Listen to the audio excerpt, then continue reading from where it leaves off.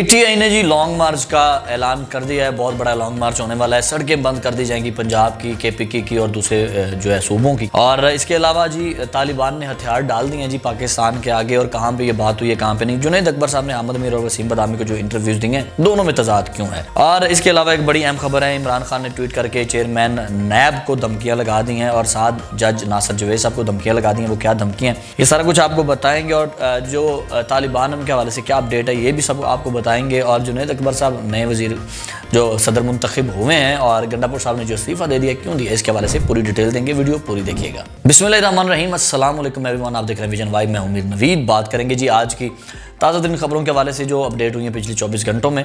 PTI ने जो long मार्च का आगाज़ कर दिया। सबसे पहले जुनैद अकबर की बात करते हैं। जुनैद अकबर साहब ने यह ऐलान किया है। एक तो उन्होंने अहमद मीर साहब को रात को इंटरव्यू दिया, फिर उससे पहले उन्होंने वसीम बदामी साहब को दिया। एक इंटरव्यू में आपको पता है इस वक्त आतिफ खान ग्रुप, शकील खान ग्रुप, यहाँ जुनैद अकबर, ये सारा ग्रुप तगड़ा ग्रुप है, ठीक है। फाइनेंस के हवाले से भी, हर हवाले से। जुनैद अकबर तो कई घंटे जेल के बाहर बैठे रहते थे, खान से मुलाकात नहीं होती थी इनकी। फिर ये चेंज कैसे आया? गंडापुर ने जो इस्तीफा दिया सदारत से, जुनैद अकबर सदारत, हुआ कैसे? हुआ ये है कि जब बुशरा बीबी मानसेरा गई थी और वहाँ पे उन्होंने ठीक ठाक ठुकाई की थी इन सब की।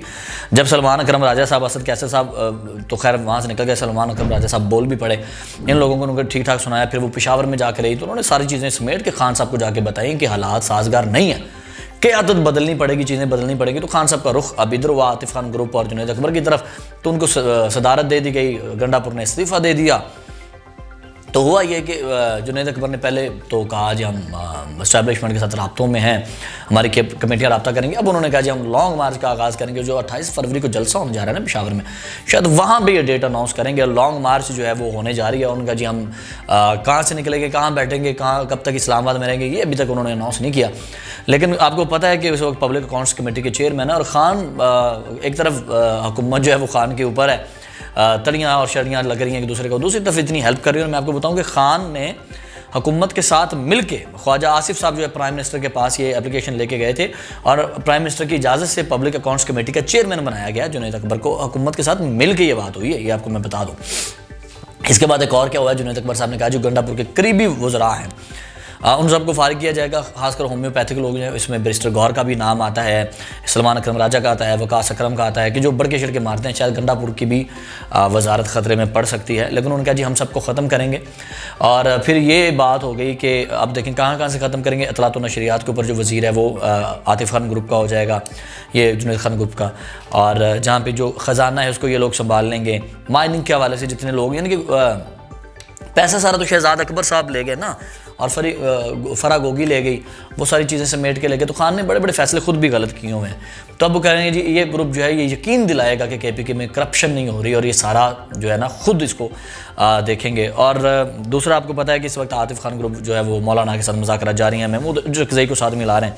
तो मेरा ख्याल है महमूद उचकज़ई जो है हामी भर लेंगे, मौलाना साहब भी भर लेंगे, लेकिन लॉन्ग मार्च में साथ नहीं चलेंगे। हुकूमत के बड़ा टफ टाइम आने वाला है। एक तरफ बिलावल भुट्टो नाराज़ हैं और दूसरी तरफ आसिफ अली जरदारी अगर कराची जाके बैठ जाते हैं, एक तरफ मौलाना फजलुर रहमान साहब नाराज़ हैं, उधर से पीटीआई लॉन्ग मार्च कर रही है। तो हुकूमत में ख्याल बड़ा बुरा फंसने वाली है जब आसिफ अली जरदारी भी इनको निकालने के लिए नहीं होगा। अच्छा, अब आपको ये भी बताऊँ, जिस तरह इस वक्त जो नैब कर रही है काम, जैसे कि मलक रियाज साहब को जो वारंट जारी होने का ख़तरा है रियासत की जानिब से, और नैब अपने रेफरेंसेस बना रही है रियासत के ऊपर, तो वहीं हुकूमत रियासत जो है वो शदीद तनहा भी होने वाली है। पाकिस्तान पीपल्स पार्टी मेरा ख्याल नाराज़ हो जाएगी अगर मलक रियाज के ख़िलाफ़ कोई एक्शन होगा। तो रियासत तो गए हो वो कहते हैं ना कि ठाकुर तो गए हो, रियासत तो गए हो। तो ये बड़ा ना चीज़ें कॉम्प्लिकेटेड हो रही हैं इस वक्त, बड़ी फंसती जा रही हैं। होम्योपैथिक क़यादत जो गौर साहब, सलमान अकरम राजा, वकास अकरम को, इन सबको अगर वो फारिग करते हैं तो मेरा ख्याल है कि गंडापुर साहब अकेले रह जाएंगे, उनकी वजारतें खारिज हो जाएंगी, क्योंकि शायद उनकी कुर्सी भी चली जाए। तो बुशरा बीबी ने जिस तरह आके सारा किया है तो कुछ समझ नहीं आ रही भाई। और इमरान खान जी उन्होंने एक बार फिर धड़ाकेदार जो है वो ट्वीट कर दिया है। और मैं ना अभी पढ़ रहा था, देख रहा था, तो मुझे बड़ी मज़े की चीज़ें लगीं। उन्होंने कहा जी देखें उन्होंने जुनैद अकबर को कहा जी मैं इस वक्त ना प्राइम मिनिस्टर से भी आगे निकल गया हूँ, मैं प्राइम मिनिस्टर नहीं बनना चाह रहा। मेरा ख्याल है वो दूसरा कायदे आज़म बनना चाह रहे हैं, कोई नवा पाकिस्तान सचमुच नविया कोई प्लाट लैके बनाना चाह रहे हैं नवा पाकिस्तान। क्या करना चाह रहे हैं क्या नहीं करना चाह रहे हैं, इमरान खान और प्राइम मिनिस्टर नहीं बनना चाह रहे तो आगे क्या करना चाह रहे हैं। उन्होंने कहा जी 50 करोड़ रुपया लगा दिया है हुकूमत ने वकीलों को और जजों को मेरे खिलाफ करने के लिए। और मेरा ख्याल है ये सारा कुछ पता क्यों हो रहा है, ट्रंप इस वक्त ना दूसरे मुल्कों में उलझा हुआ है कि भाई वहाँ पर लीबिया में क्या हो रहा है, उधर क्या हो रहा है, उधर क्या हो रहा है। तो पाकिस्तान की सड़कों के ऊपर ये बंदों को ला के ट्रंप की तवज्जो हासिल करना चाह रहे हैं कि पाए नसीब इतने गए सानू भी देखो। और फिर उसने खान साहब ने जो ट्वीट किया उसने कहा जी कठपुतली हुकूमत है ये एस्टैब्लिशमेंट की इजाज़त के बिना नाश्ता भी नहीं कर सकते। और फिर उन्होंने याहिया 2 बोला, फिर से याहिया 2 का लक़ब इस्तेमाल किया उन्होंने। और फिर उन्होंने कहा जी चेयरमैन नैब जो हैं, चेयरमैन नैब और नासिर जवेद साहब जो उनके वकील थे जिन्होंने जज थे जिन्होंने 190 मिलियन पाउंड का फैसला सुनाया, सज़ा सुनाई। पहले कहते सानू सज़ा सुनाओ, सानू सज़ा सुनाओ, सानू दो सज़ा। अब उन्होंने दे दिया तो उनके खिलाफ हो गए, जिनके खिलाफ कार्रवाई होगी इनके खिलाफ केस होगा। मेरा ख्याल जो पहले हदफ थे इमरान खान के वो तो मेरा ख्याल चले गए, काजी फायज़ ईसा साहब चले गए, सिकंदर सुल्तान साहब जो हैं, सिकंदर सुल्तान राजा रिटायर्ड हो गए। तो अब हदफ इनका चेयरमैन नैब और उन्होंने उस जज को बना लिया, ये नए टारगेट हैं इनके। देखा जाए तो जो जनरल नज़ीर भट्ट साहब हैं चेयरमैन नैब हैं जो, ये इनके आने से पहले का केस है। तो वो मेरा उनको तो फजूल ही हदफ खान साहब ने बनाया है, मुझे इस चीज़ की समझ नहीं आ रही। और इस वक्त जो चीज़ें चल रही हैं, अभी मलक रियाज साहब ने जो एग्रीमेंट किया था NCA के साथ और वो पैसा सुप्रीम कोर्ट के अकाउंट में अगर आना था तो भाई आपने बंद लिफाफे पे क्यों साइन करवाए थे, आपने कैबिनेट में वो धोखाधड़ी क्यों की थी, आप पहले इन चीज़ों को देख लेते। आपने अब आगे देखा सोचा, तो मेरा ख्याल है ये आप सिर्फ और सिर्फ ट्रंप का ध्यान खींचने के लिए चीज़ें हो रही हैं जो भी हो रही हैं। खैर अगली खबर शामिल करते हैं जी। तालिबान ने हथियार डाल दिए हैं जी और मुज़ाकरात हुए हैं UAE में। UAE ने पाकिस्तान को जो है वो मदऊ किया और वहाँ पे बात हुई है कि जो तालिबान ने हथियार डालने के हवाले से कि आप इनके साथ कॉम्प्रोमाइज़ करें, बात करें। चाइना ने भी पहले बात की थी, चाइनीज़ ने पैसे दिए थे कि सरहदों से तालिबान को दूर कर दें। इन्होंने वो पैसे खा लिए तालिबानों ने और पैसे फिर तालिबानों को वापस सरहदों के एरिया में लेके आ गए। आप कुन्नड़ में ये रहते हैं, पिकतिया में रहते हैं और खूस में रहते हैं। ये 3 ऐसे इलाके हैं, सूबे हैं जहाँ पे ये तालिबान बसे हुए हैं सरहद के करीब करीब।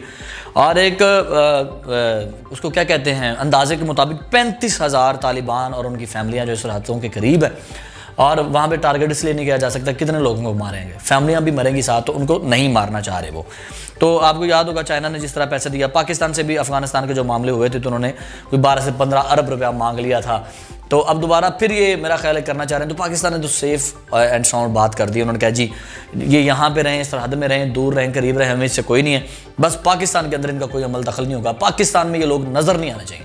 अगर ये पाकिस्तान में लोग नज़र आएंगे तो फिर बड़ी कार्रवाई होगी, फिर हमें ना कीजिएगा। एक और जी खबर शामिल करते हैं, जिस तरह अफ़गानिस्तान के आपको पता है कि डिप्टी फॉरेन मिनिस्टर जो हैं शेर अब्बास तानकज़ई साहब, उन्होंने एक इवेंट के दौरान बात करके कह दीजिए हमने जो औरतों की तलीम के ऊपर पाबंदी लगाई हुई है सरासर गलत है, तो हमें ये नहीं करना चाहिए, मैं इसके खिलाफ। तो फ़ौरन सुप्रीम कमांडर जो हैं तालिबान के अमीर जो हैं बैतुल्ला अखवंज़ादा जो हैं, उन्होंने फ़ौरन कहा जी इसको पकड़ के मेरे पास लेके आओ। तो कोई लोग कहते हैं वो अफगानिस्तान छोड़ के UAE चले गए हैं, कोई कहते हैं उधर ही हैं। फिर उनका एक ऑडियो भी जारी किया गया, मैं इधर ही हूँ, मैं बड़ा बीमार हूँ, कोविड जैसा कोई मसला है, बाहर आऊँगा लोगों को बीमारियाँ लग जाएंगी। मेरा ख्याल है ये उन्होंने पर्दा डाला है। तो भाई अब तालिबान के आपस में फूट पड़ना शुरू हो गई है। तो मुझे लग रहा है कि तालिबान अब घुटनों पर आ रहा है कि पाकिस्तान सानू माफ़ करे, तो पाकिस्तान थोड़ी मेहरबानी कुछ करे। बाकी मज़ीद खबरों से आपको अपडेट करते रहेंगे। विजन वाइब देखते रहिए। मीर नवीद को इजाज़त दीजिए, अल्लाह ने के बाद।